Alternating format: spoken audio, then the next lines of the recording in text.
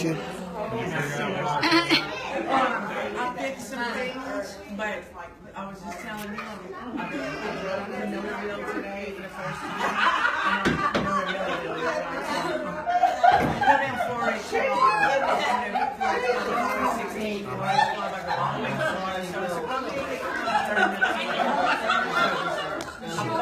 I leave from there, coming home from apartments, and I stop at the park, and that was it. Huh? Oh, okay.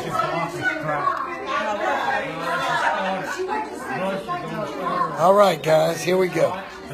You're going to have to hold it like this, I guess, baby. Okay, guys. So when you came back, they just Y'all pray for us because we're actually going to be doing a Facebook Live. Guys, welcome. For those that don't, for those that are joining us tonight, this is our Healing Heavy Hearts meeting. We do it every 2 weeks, second and fourth Tuesday. And really what this is just a chance for people to gather together and just kind of minister to each other as we go through the valleys and the hurts of life. Last week, for those that wasn't here, God had given us really what happens to us in life. We get offended by ourselves, by God, by other people. And once we get offended, we tend to live in a prison of offense. God says, do not be offended. You know, when we walk out to church, it says, refuse to be offended. I never realized that the victim of offense is always us. So we have to be very careful about just what we do, say, and when we go through life. Because if we don't forgive and go forward, we in the prison of offense. But this past week, we came across a little something that Colette was reading that said something about being kept in the prison of hope.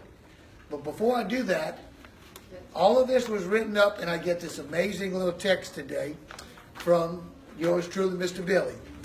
So it comes from Matthew 5.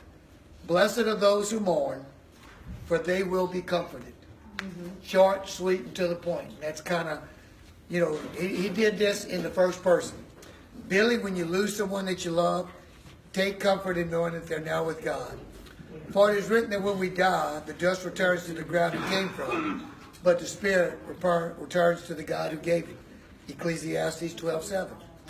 Therefore, brothers, we do not want you to be ignorant about those who fall asleep, or to grieve like the rest of men who have no hope. There's hope. We believe that Jesus died and rose again, so that we believe that God will bring with Jesus those who have fallen asleep in him. 1 Thessalonians 4:13 and 14.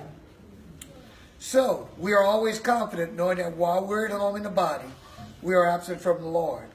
Thus, we are confident, yes, well pleased, rather to be absent from the body and to be present with the Lord. 2 Corinthians. So, Billy and everybody else, take comfort in knowing you'll see him again. For it isn't the end for them, but only the beginning. The beginning of a much better life, where God will wipe away every tear from their eyes. There'll be no more death or mourning, or crying or pain. For the old order of things has passed away. And that's Revelations. And its closing is with my loving prayers. Wow. I just finished a message when you sent that. And that's a godly timing. Well, after the prison offense last week, Colette came across this, and it's adapted from Unexpected Leave Fear Behind, Move Forward in Faith, and Embrace the Adventure by Christine Kane. That really doesn't sound like something you want to jump into if you're going through tough times. But God's got it. Amen. So here it is. Keep hoping. And now, Lord, what do I wait for and expect? My hope and expectation are in you. Psalm 39:7.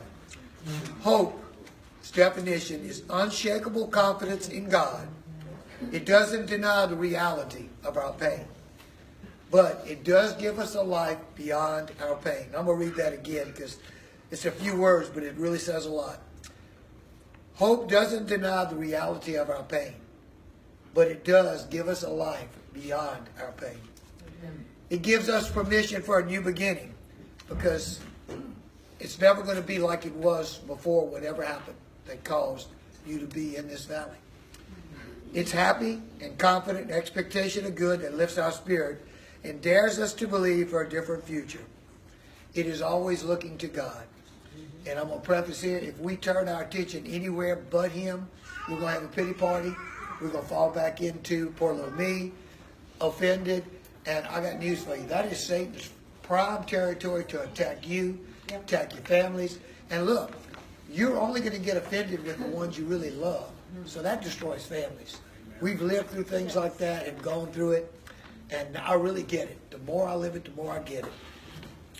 It's refusing to throw away our confidence and trusting God to reward us because we don't throw it away. It's daring not to give up. Instead, get our hopes up anyway. When we risk hoping again, we learn how to live in the present with our future in mind. We move our focus forward. We become prisoners of hope who cling to hope, who speak the language of hope, who don't put off hope, who live in a place of freedom. That freedom is letting God surprise us with a new future. Because you know the story of Job. I was sharing with a brother today, this is not a fun time for us in business sometimes. He said, man, you need to read the story of Job. Well, everybody that's been here a few years, half the messages have been from Job's life. Because everything plus was taken away. He was restored, but nothing that was taken away was restored. It was all restored in you. So we just have to focus on that. Amen. When we become prisoners of hope, and this is where she used the term, that hope quits being postponed and the desires God's placed in our heart will be fulfilled somehow in some way. Now, is it going to be exactly what we expect? No. But God said it and we have to believe it. Amen. So here's where God hit me yesterday. After reading this, I understand Miss Kane was trying to say. But I got nothing but negative implications when you say prison. Because prison is somewhere you put when you do something wrong. Prison is somewhere you go to pay penance or do time for a crime. Well, I got news for you. There is no crime committed in most of the grief we're going through. So God said, you know what it really is? He said, why don't you look at it as being a prism of hope? That whatever has happened to you is this bright, white, intense thing. Just you can't handle it. Like when you come in from a dark room and walk into a bright light, you just cower down because you can't handle it. That's kind of how you are when you go into grief and you go into life issues. You really can't handle it. God said, let me be your prism of hope. Amen. That bright light, when it hits a prism, we all know it. I mean, Serenity, I know you're right there in the middle of science class. So what happens when that bright white light hits the prism? All the colors of the rainbow. Beautiful. And that's what God is telling us. In our own strength, we cannot handle what comes at us. That white, intense flash of light that puts us in a valley of despair, a valley of just no hope. I'm sorry, God said it. We got to believe it. God's got us just like, you're famous for that quote. You launched the ministry's quote there. But that is what it's about. Dana, when y'all shared your testimony 3 weeks ago now at the little church where we're doing the ministry, everybody's like, well, wait. Y'all didn't say she was going to speak. It was like, she didn't know she was going to speak. Sometimes when God tells you it's time to share, it's time to share. Randy, we shared. Hope you're here tonight. We've been praying for you, and unexpected you show in. Patrick's here. The whole family's here. Guys, that's a celebration. Can I tell you? Amen. That is a celebration. And guys watching, I got to show you this. All right? This is wave everybody. Tell them hi. Hi. Hello. And we still have quite a few more chairs. Anybody wants to get in and visit with us. And we eat good. So, in closing, okay? Thank you very much, Mark. I'm not used to this Facebook. There we go. All right, so Jesus said unto him, go thy way, thy son liveth. And the man believed the word that Jesus had spoken, and he went his way. He had no proof, right, but he believed. When you pray, believe from Mark. Well, when there's a matter that requires definite prayer, pray until you believe God, until the unfeigned lips you can thank him with for the answer. If the answer still tarries outwardly, do not pray for it in such a way that it's evident that you're not believing for it. Now, you have to be real careful that you don't live in a name it and claim it, as in prosperity, but that you pray for peace, love, understanding. What is that? You pray for be relevant to all of the Spirit's fruits that would come to live and be relevant in your life. That's the thing you're praying for. A valley is only designed for us to really get to know God. Because if we lived on a mountaintop, we wouldn't even know who God is. We'd be patting each other on the back, buying this, buying that, and we just wouldn't get it. You know, unfortunately, this is a fallen world, and the good news is we're aliens. We do not belong here, and we're going to a place when this is all over that makes sense to what our life has been. Y'all saw that little quote this past week? I'd rather live my life thinking there was a God and find out when I died that there wasn't, than living my life that there wasn't a God and find out there was when I died. Because all the Christians I know are way happier than the people that think they got it figured out. So, such a prayer in being a help will be a hindrance. When you finish praying, you'll find that your faith has weakened or is entirely gone. The urgency that you felt to offer this kind of prayer is clearly from the self. God, I. God, I. God, I. No, God, you. God, your will. God, your way. Because I promise you, everything that's happened in Colette and I's life is totally opposite from what we wanted or what we thought we needed. The urgency that you felt to offer the poor, me prayer, I prayer, it's not going to work. It may not be wrong to mention the matter to God, even again and again, because He understands your heart. If He's keeping you waiting, be sure that you wait on Him in faith. And I think we have one little note. Yeah. All right. Do not pray yourself out of faith. You may tell Him you're waiting, you're still believing on Him, but you're going to praise Him for whatever answer He sends you. Amen. There's nothing that so fully clenches faith as to be sure of the answer that you can thank God for it.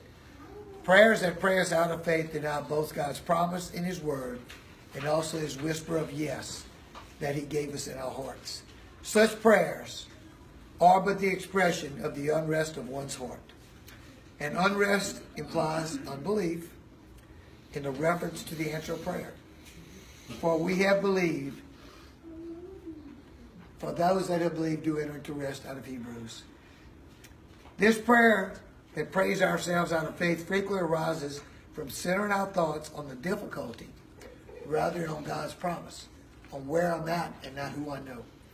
Abraham considered not his own body. When he laughed at God, who, me? A kid? Come on, God. You got a sense of humor or what? He staggered not at the promise of God, but he staggered at his own conception of who he was. Right. May we watch and pray that we not enter into temptation of praying ourselves out of faith. Because without faith, there'll be no hope. Without hope, you have no relationship. Because everything else stems from that beginning. Christmas Evans said this: faith is not a sense, nor a sight, nor a reason. It's just plain taking God at His word. Amen. God said it, I believe it, that's it, that's that. Amen. All right, listen to this, because this is where I fall short. The beginning of anxiety is the end of faith. And the beginning of true faith is the end of anxiety. So be anxious for nothing, right? But in everything, give Him praise. Praise Him for valleys. You know what the middle letter in anxiety is? I. Correct. Boy, he's on fire tonight, can I tell you? Guess what else? You'll never learn faith in comfortable surroundings. God gives us the promises in quiet hours. He seals our covenants with great and gracious words. Then He steps back and waits to see just how much we believe. Then He lets the tempter come. Because you remember, Satan still has to have God's permission. And in this world, he's coming to attack us. But the test seems to contradict all that God has spoken. It is then that faith wins its crown. That is the time to look up through the storm and among the trembling, frightened seamen and hear them cry, I believe that it shall be, even as it was told unto me. Here's a poem. Believe and trust through stars and suns, through life and death, through soul and sense. His wise paternal purpose runs. The darkness of his providence is starlit with divine intent. So, and here's where we end tonight, where we really feel God brings all of us. When we get to losing hope, losing faith, despair, anxiety, any one of those things that I would term as fruits of the flesh, when we allow our focus inward and on the surroundings that we're in the fallen world. Because a lot of people here have lost children, they've lost spouses, they've lost brothers, sisters, some extremely tragic. Some are still living through this. Some of them have been decades. Some of them have been just recently. Some have been abused. I mean, the list goes on and on.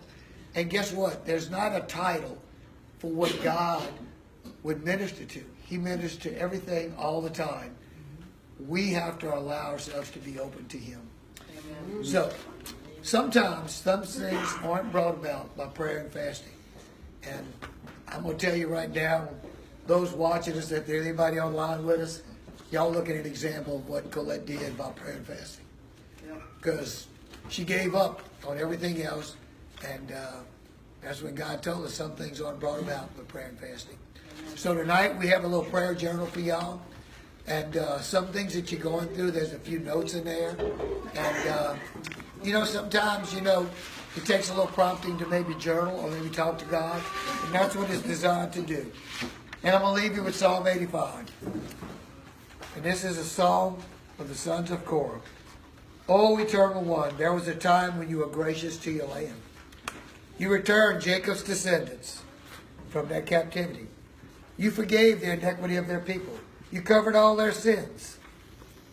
There was a time when you restrained all of your fierce wrath, when you cooled your hot anger. O God of our salvation, bring us back again, as you did before. And you put away your anger towards us. Will you be mad at us forever? Will you continue to be angry with our children and our children's children?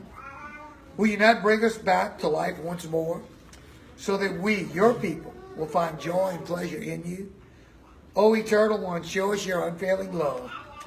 Give us what we truly need, your salvation, which is all we need. I will hear what the true God, the Eternal, will say, for He will speak peace over His people. Not prosperity, He'll speak peace. Peace over those who faithfully follow Him, but who do not let themselves abuse His gift and return to foolish ways. Because the minute it happens when you get out of that valley and you start getting back on life is good stuff, you tend to get back and look in the mirror and say, oh wow, look at this, I'm doing okay. Without a doubt, His salvation is near for those who revere Him, so that He will be with us again with all His glory to fill this land. Unfailing love and truth have met on their way. Righteousness and peace have kissed one another. Now, listen to those two. His righteousness lived through us, and peace have kissed one another. In other words, they could live in harmony and give us that harmony. Because no one in here that I have spoken with about what they're going through, and we all know what that is, can say that there's a reason they can have peace. You shared decades that you had to go to work, get kids. You know what I'm saying? Can't grieve.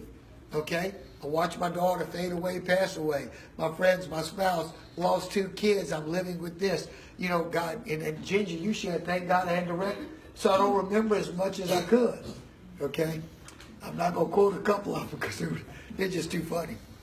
Unfailing love and truth have met on their way. Righteousness and peace have kissed one another. Truth will spring from the earth like a plant, and justice will look down from the sky. Yes, the Eternal will plant goodness in the earth, and our land will yield abundance. And that land is here. Even though it's not something we feel like could ever yield abundance again or peace, justice will come before Him, marking out a path and setting a way for His feet. And today I actually was able to have a discussion that I told y'all last week. That message was from me about the prison of offense.